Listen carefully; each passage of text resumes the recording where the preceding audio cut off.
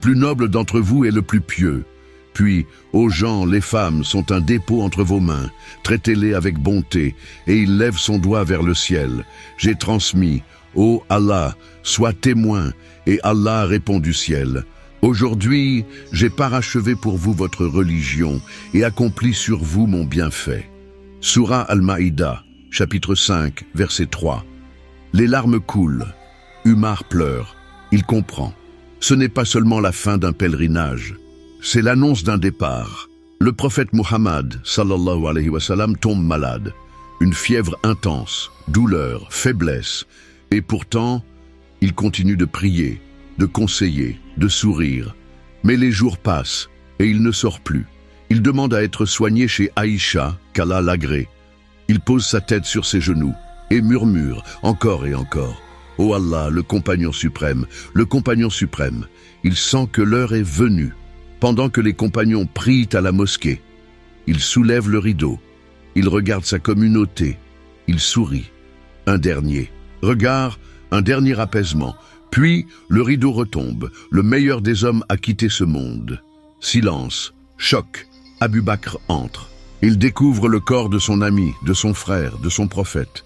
Il l'embrasse sur le front et dit « Par ma mère et mon père, tu es beau mort, comme tu étais beau vivant. » Puis il sort et s'adresse à un peuple perdu, brisé, aux gens.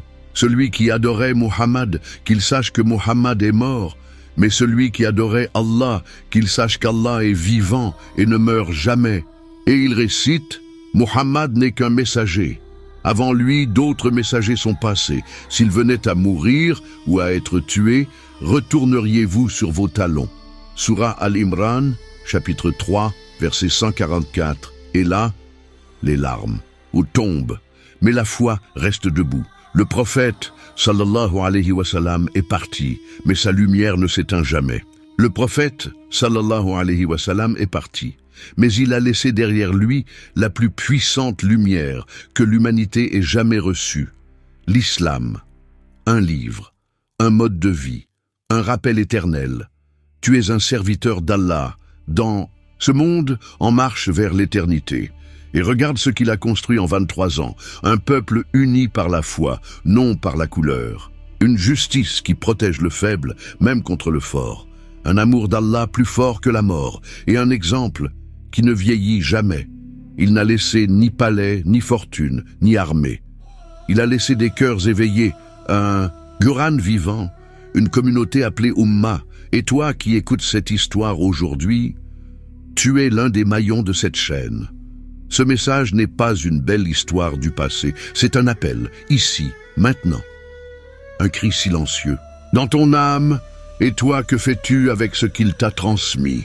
Certes, il y a dans le messager d'Allah un excellent modèle à suivre. Sourate Al-Ahzab, chapitre 33, verset 21. Tu as entendu son histoire, tu as vu ses combats, tu as ressenti ses douleurs. Maintenant, vis comme il a vécu, aime comme il a aimé, pardonne comme il a pardonné, prosterne-toi comme il s'est prosterné, et surtout, transmets cette lumière. Car tant que quelqu'un, quelque part, dit « La